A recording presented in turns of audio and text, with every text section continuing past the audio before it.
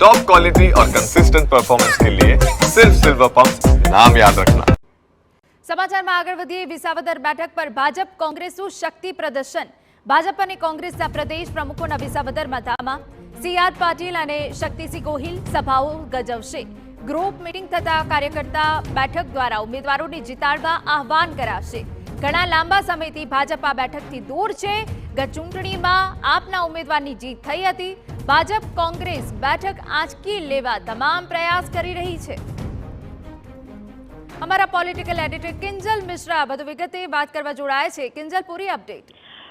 देखो विसावदर जो બેઠકની વાત કરવામાં આવે તો આ બેઠક એ ભાજપ અને કોંગ્રેસ બંને માટે પ્રતિષ્ઠાનો વિષય છે. કોંગ્રેસ માટે પ્રતિષ્ઠાનો વિષય એટલે પણ છે કેમ કે પરંપરાગત રીતે ઘણા લાંબા સમયથી આ બેઠક કોંગ્રેસ પાસે હતી, પરંતુ ગત ચૂંટણીમાં આમ આદમી પાર્ટીને આ બેઠક લેવામાં સફળતા મળી હતી. તો બીજી તરફ ભાજપ માટે એટલે પણ મહત્વનો છે કેમ કે જ્યારે ભાજપ મૂળ 156 બેઠકો ગત વિધાનસભામાં ચૂંટણીમાં જીત્યું હતું તે વખતે પણ વિસાવદર બેઠક હતી એ ભાજપ જીતી શક્યું ન હતું.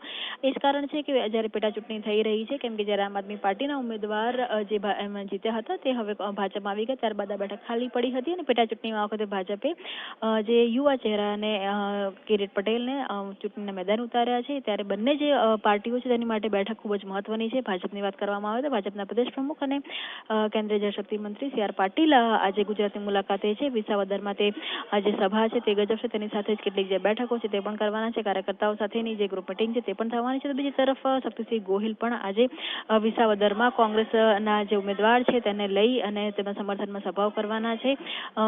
વિસાવદરની સાથે કડીમાં પણ જે ભાજપ અને કોંગ્રેસ શક્તિ પ્રદર્શન છે તે જોવા મળશે. એટલે કહી શકાય કે બંને બેઠકો એક તરફ ભાજપ જીતવા માટે પૂરી એડી ચૂંટણીને જોર લગાવી રહ્યું છે, તો બીજી તરફ કોંગ્રેસ પણ આ બેઠક ઉપર સતત પ્રયાસ છે તે કરી રહ્યું છે.